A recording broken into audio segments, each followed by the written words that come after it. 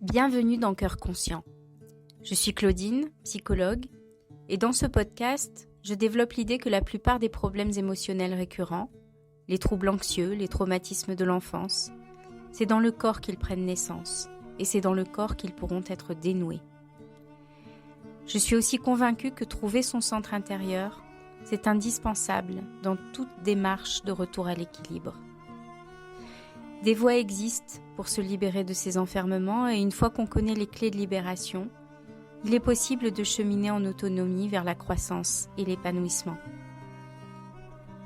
À partir de mon expérience clinique et aussi de mon expérience de vie, je vais te donner des outils, des pistes à suivre sur ce que j'ai rencontré à ce jour de plus efficace. Alors si tu as essayé beaucoup de choses tout en ayant l'impression de tourner en rond, et que tu es encore en recherche d'autres chemins possibles, alors viens, je t'emmène avec moi au fil de ces épisodes.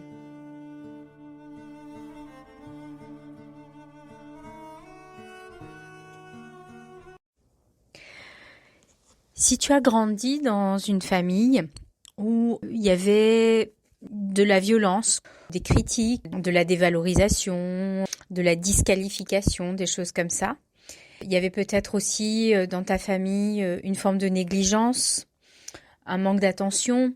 Et tout ça, ça a pu générer chez toi des difficultés à exprimer tes émotions de manière saine. Donc en fait, tu vas avoir deux grandes catégories de réactions. Soit tu vas avoir une tendance à hyper réagir, c'est-à-dire à avoir tendance à perdre ton sang-froid, à pleurer aussi de manière incontrôlée très très facilement. Tu vas avoir beaucoup de difficultés à contrôler tes émotions, ça t'échappe. Soit, deuxième grande catégorie de réaction, tu peux avoir tendance à te renfermer sur toi-même et à te sentir coupé de tes sentiments et à plus rien ressentir, à cadenasser ton ressenti. Et en fait, ces deux grands schémas sont, dans les deux cas, une forme de dérégulation émotionnelle. Et ça tend à perturber ta vie. Et donc, on est clairement dans un syndrome de stress post-traumatique en considérant la notion de traumatisme au sens large. Donc, je vais d'abord t'expliquer les origines de ces types de symptômes.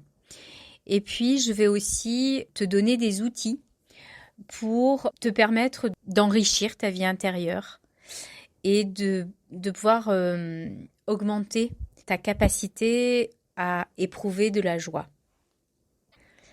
Donc si tu es régulé sur un plan émotionnel, tu vas avoir tendance à te sentir ancré, à te sentir calme.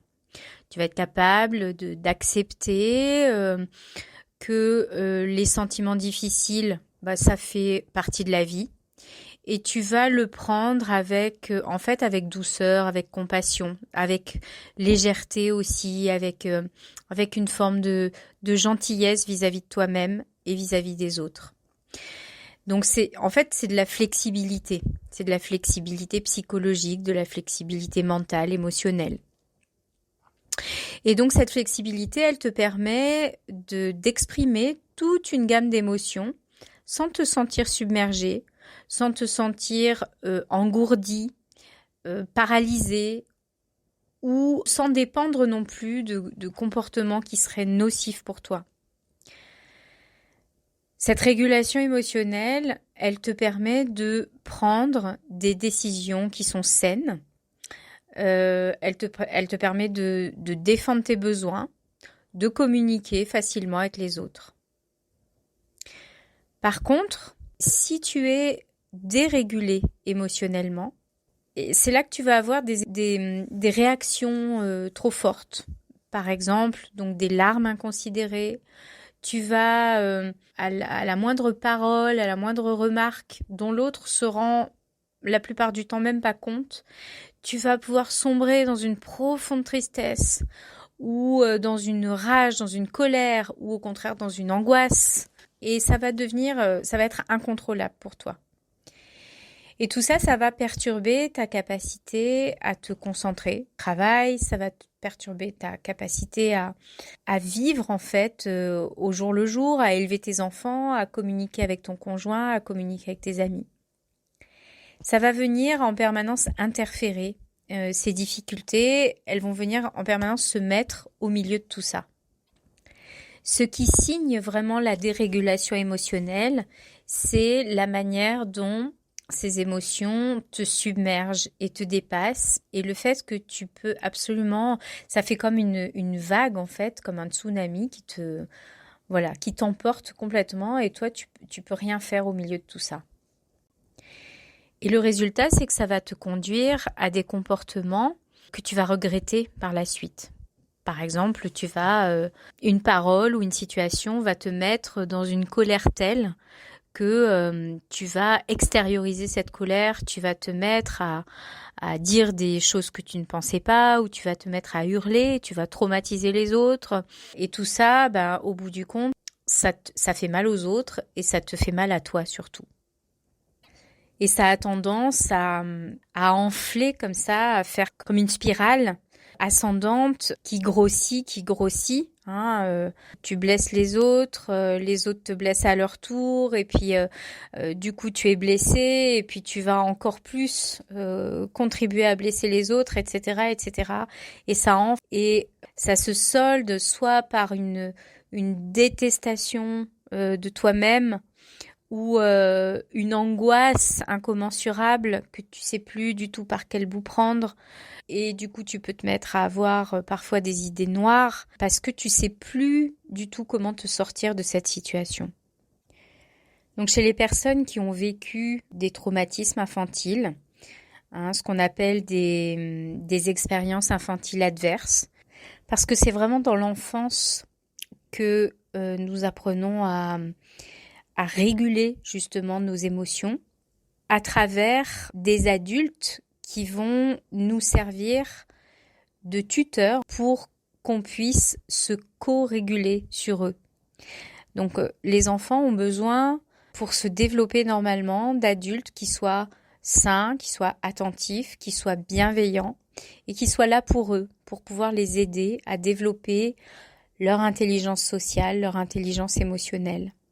Si l'enfant ne trouve pas dans le monde environnant ce type de tutorat, type de référence d'un adulte sain émotionnellement et surtout attentif et bienveillant, c'est comme une pâte à modeler dans laquelle on peut imprimer n'importe quoi. Et donc un enfant qui a en face de lui un environnement qui est violent, ou qui au contraire est oublieux de lui, ça va s'imprimer de manière directe, sans aucune résistance, dans son système nerveux et dans son système émotionnel et dans ses croyances.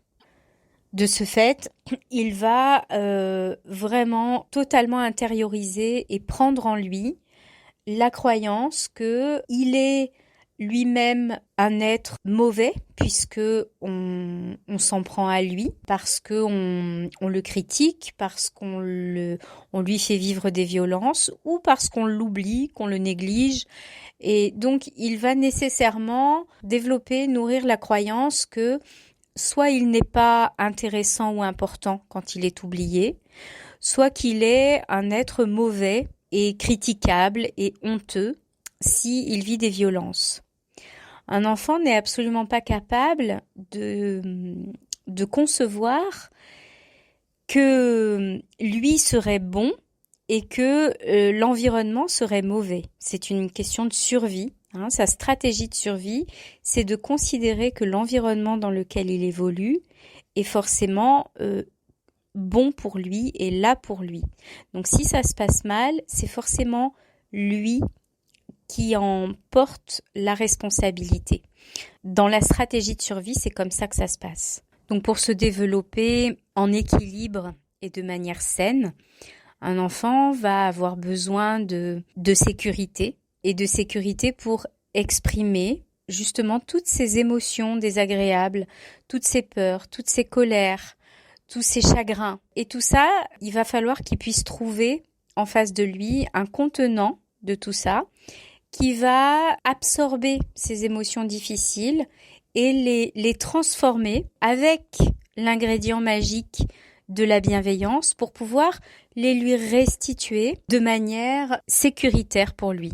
C'est-à-dire qu'au final, l'enfant doit pouvoir recevoir le message qu'il peut exprimer des émotions difficiles et que ça n'en fait pas un être mauvais pour autant. Au fur et à mesure que ces expériences se répètent, il va pouvoir comprendre que quand on a des émotions difficiles, ça n'est que temporaire et surtout ça ne nous définit pas. Ces émotions-là sont acceptées, permises et reçues. Par contre, quand les parents sont eux-mêmes indisponibles émotionnellement, qui sont eux-mêmes dérégulés, qui sont débordés par leur propre émotionnel, ils vont pas pouvoir accueillir que l'enfant ait des émotions difficiles.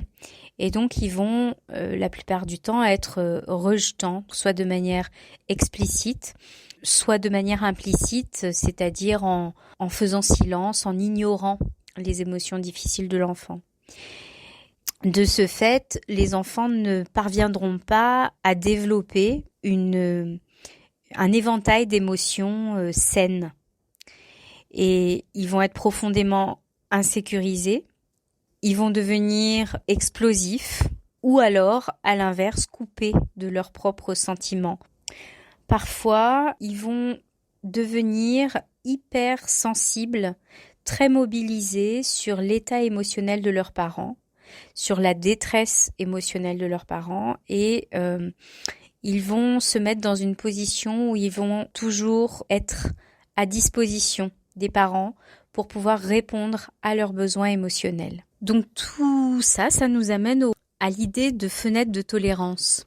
Donc en fait, quand on a donc tous ces schémas qui se sont mis en place pendant l'enfance, à l'âge adulte, ils vont se manifester par une tendance donc soit à pleurer de manière incontrôlée, à se mettre très facilement en colère ou très facilement angoissé, ou alors à se sentir au contraire plutôt léthargique, plutôt coupé de ses émotions et de ses sensations. Donc dans ces deux cas, indique que on est dans une forme donc de dérégulation émotionnelle et qu'on est en dehors de la fenêtre de tolérance.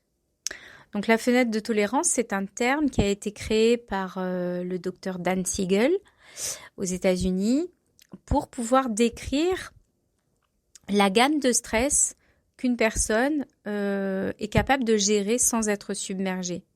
Donc à l'intérieur de la fenêtre de tolérance, on est dans une zone optimale dans laquelle on est en mesure de répondre de manière fluide aux émotions qui pourraient venir nous bouleverser, aux sensations physiques qui peuvent venir nous toucher, nous impacter.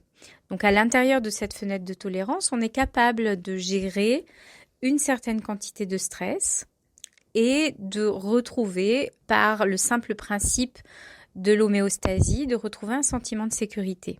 Mais quand on est en dehors de notre fenêtre de tolérance, on peut ressentir les émotions, alors soit quand on sort de la fenêtre de tolérance par le haut.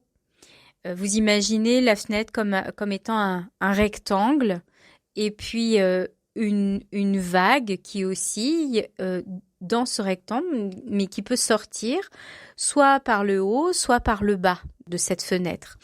Donc quand elle sort par le haut, on va se retrouver avec des hauts niveaux d'excitation. Donc ça va être soit la peur, l'irritabilité, l'agitation, la colère, des pleurs excessifs, etc. Et donc, quand ça sort comme ça par le haut, ça veut dire que notre système nerveux sympathique s'est mis en marche. On est dans le sympathique. On est dans l'activation sympathique, dans la mobilisation. Donc par contre, lorsqu'elles sortent par le bas, on va plutôt être dans des états où on va être coupé de ses émotions. Où on ne va pas ressentir ni les émotions, ni les sensations corporelles la plupart du temps. On ne sait pas ce qu'on sent. on est comme engourdi, comme confus, paralysé. On n'a pas accès à notre monde intérieur et à ce qui se passe. On peut se sentir léthargique, impuissant, engourdi, déprimé, terne sur un plan émotionnel. Et donc là, c'est vraiment le parasympathique qui réagit. Et donc c'est dans le langage de la théorie polyvagale, on est dans le vagal dorsal. Et donc les personnes qui sont atteintes qui vivent un stress post-traumatique, qui ont vécu un trauma, elles alternent en fait en permanence entre ces hauts et ces bas. Alors on va détailler un petit peu mieux ce qui se passe dans les hauts et dans les bas. Donc quand on est dans le système sympathique, dans l'activation sympathique, et donc on sort de la fenêtre de tolérance par le haut, c'est que on est soit en situation de lutte, soit en situation de fuite. Donc dans la lutte, on va plus être enclin à être très critique envers soi-même ou envers les autres, à être très vite en colère. On va avoir besoin de contrôle, de maîtriser les situations, de contrôler les choses. On peut avoir un caractère, une personnalité contrôlante. Donc on va plutôt avoir besoin de travailler les émotions qui sont du côté de la colère et de manière à faire en sorte qu'elles ne se retournent plus contre nous-mêmes ou contre les autres. Et donc on va avoir besoin plutôt d'aller développer des compétences comme l'assertivité, c'est-à-dire à exprimer nos limites au moment où elles doivent être exprimées, c'est-à-dire dès lors que on se sent menacé dans notre intégrité psychique ou physique, pouvoir exprimer raisonnablement nos limites de manière à faire en sorte qu'elles ne soient pas dépassées. Donc par rapport à la tendance à la fuite, on va avoir une tendance plutôt à donc sortir toujours de la fenêtre de tolérance par le haut, par une tendance à sursauter facilement, à être en hyper acuité, en hyper vigilance par rapport à notre environnement, donc être plutôt sur nos gardes. Avoir un peu une tendance à être déconnecté du corps et donc à fuir tout ce qui peut nous rappeler les ressentis et les émotions traumatiques. Donc déconnecté du corps, souvent ça se manifeste par le fait d'être toujours un peu dans la tête, beaucoup dans le mental. On va avoir tendance à raisonner beaucoup, à prévoir beaucoup. Donc pour revenir dans la fenêtre de tolérance, il va falloir apprendre à ralentir, c'est-à-dire à vivre comme si c'était un film qu'on se passe au ralenti. Pas brûler les étapes de notre ressenti, ce qui se passe à l'intérieur de nous. Vraiment rester à l'écoute de tous les micro-mouvements de notre interoception, c'est-à-dire des informations que notre système nerveux nous envoie et des émotions qui sont là.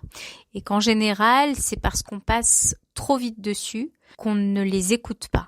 Donc là, c'est vraiment des compétences plutôt de l'ordre de la pleine conscience, en fait, et de se poser davantage dans l'ici et maintenant.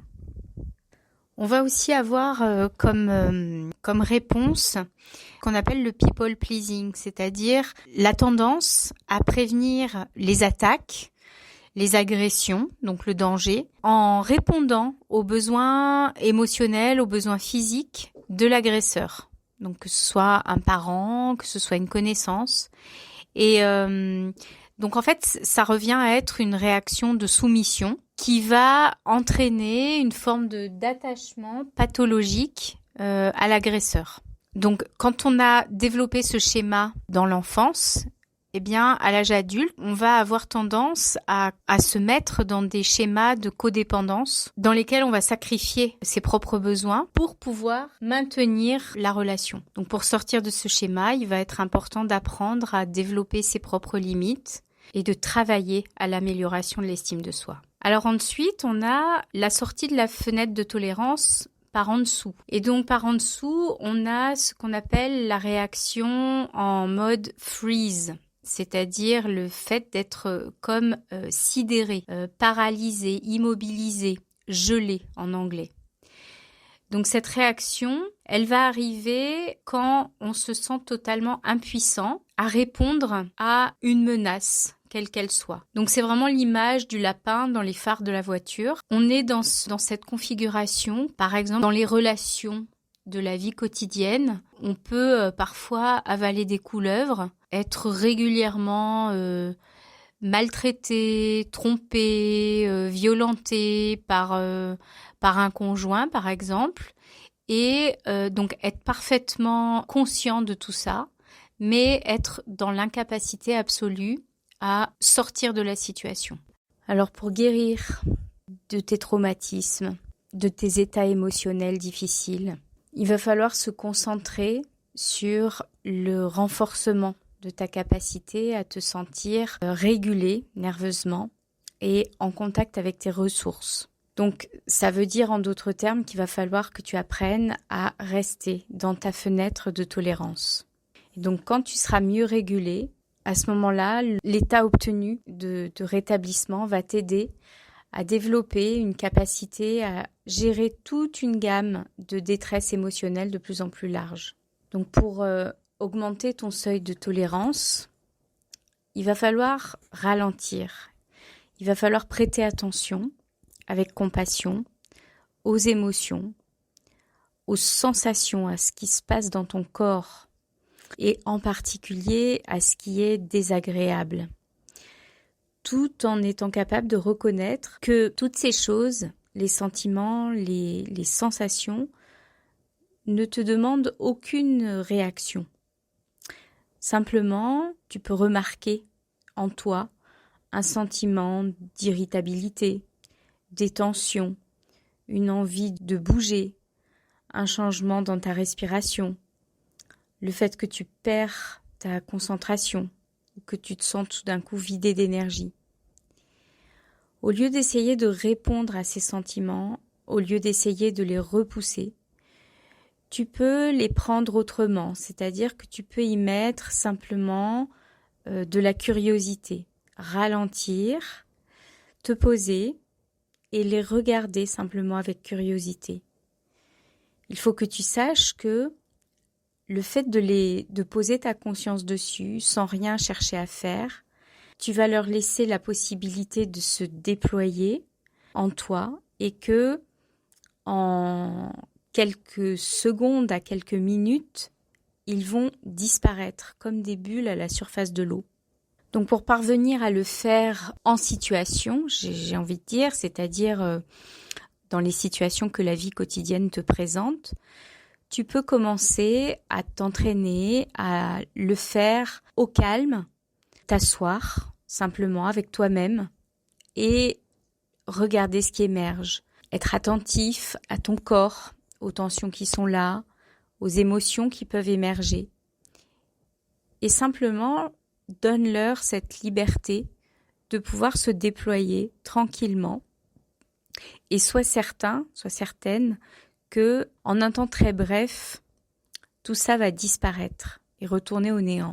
Tu peux aussi, dans ces moments de pratique, t'entraîner à répondre positivement. Quand je dis répondre, ça n'est pas réagir. C'est-à-dire que, par exemple, si tu as une colère qui monte en toi, tu vas pouvoir prendre le temps de marquer ta limite, par exemple, dans un rythme adéquat, prendre le temps de trouver la manière juste de te défendre sans agressivité, mais plutôt avec de l'assertivité, c'est-à-dire de manière tranquille mais ferme. Si tu es en prise, par exemple, lors de tes essais avec une réaction qui est plutôt de type immobilisation et impuissance, prends le temps de déployer le film au ralenti et de regarder ce qui se passe en toi dans la situation qui est la situation qui t'affecte, en face de la personne envers laquelle tu n'arrives pas à réagir. Et tu peux faire un arrêt sur image au moment où tu éprouves, parfois de manière très embryonnaire, l'envie, l'impulsion, le mouvement de réagir, mais qui se retrouve empêché, paralysé. Donc reviens sur ce moment particulier et essaye de l'amener jusqu'à son terme, en tout cas de le déployer, de le dégeler et de l'amener le plus loin possible et si possible jusqu'à son terme. Donc tout ça, ce sont des choses qu'on pratique dans les ateliers que je conduis et qu'on prend vraiment le temps avec les outils de la pleine conscience, avec les pratiques somatiques bien particulières, avec le travail de breathwork sur la respiration. On prend vraiment le temps de venir déloger ces cristallisations, ces empêchements, ces impuissances, ces paralysies. Tous ces déséquilibres de ton système nerveux autonome, ils ont créé des répercussions sur ta santé physique. Quand tu as dépassé le seuil de tolérance pendant de longues périodes, tu vas être davantage susceptible d'avoir des problèmes de digestion, des problèmes de sommeil, des problèmes immunitaires, des problèmes de santé cardiovasculaire. Donc tu vas devoir faire appel vraiment à toute la sagesse de ton corps pour t'aider à guérir. Si tu n'as pas été capable de te protéger dans une situation dangereuse quand tu étais enfant, tu vas pouvoir lentement et en pleine conscience retrouver progressivement ta capacité à libérer toute cette énergie qui est cristallisée dans le système nerveux. Tu vas pouvoir soutenir ta santé en te connectant à des mouvements, à des pratiques somatiques qui vont t'aider à résoudre des situations traumatisantes que tu as vécues et qui sont sans doute restées bloquées dans ton corps pendant très longtemps. Donc ce que je te suggère, c'est de prendre le temps. Tu prends un carnet. Déjà, si tu es dans une démarche de guérison, de rétablissement, tu devrais toujours avoir avec toi un carnet sur lequel tu prends toutes les notes, toutes les observations possibles et imaginables sur ton système, autant sur tes émotions, sur les réactions de ton corps, sur tes pensées. Donc c'est important d'avoir un outil qui te permet d'observer et c'est important aussi d'avoir un outil qui te permet d'écrire. Et écrire, ça permet de faire des liens, ça permet de ramener tout ce qui se passe dans ton cerveau reptilien, c'est-à-dire dans ton corps, tout ce qui se passe au niveau de ton système limbique, c'est-à-dire au niveau de tes émotions. C'est vraiment important que tu puisses faire des liens et que tu puisses mettre toutes ces choses en mots, en compréhension, pour amener comme ça de la fluidité. Parce que c'est très gratifiant de pouvoir justement faire des liens et comprendre certaines choses, et surtout à travers les grilles de lecture du système nerveux que je te propose. Donc je te suggère de noter dans un premier temps, d'explorer un petit peu par la pensée toutes les situations que tu vis, que ce soit au travail, dans ta famille, que ce soit quand tu es seul avec un groupe de personnes. Comment est-ce que ça se passe à l'intérieur de toi? Quelles sont tes sensations? Quelles sont tes émotions profondes derrière le masque social, derrière la personne qui donne le change, qui est gentil, qui fait ce qu'il faut? Qu'est-ce qui se passe derrière ce masque?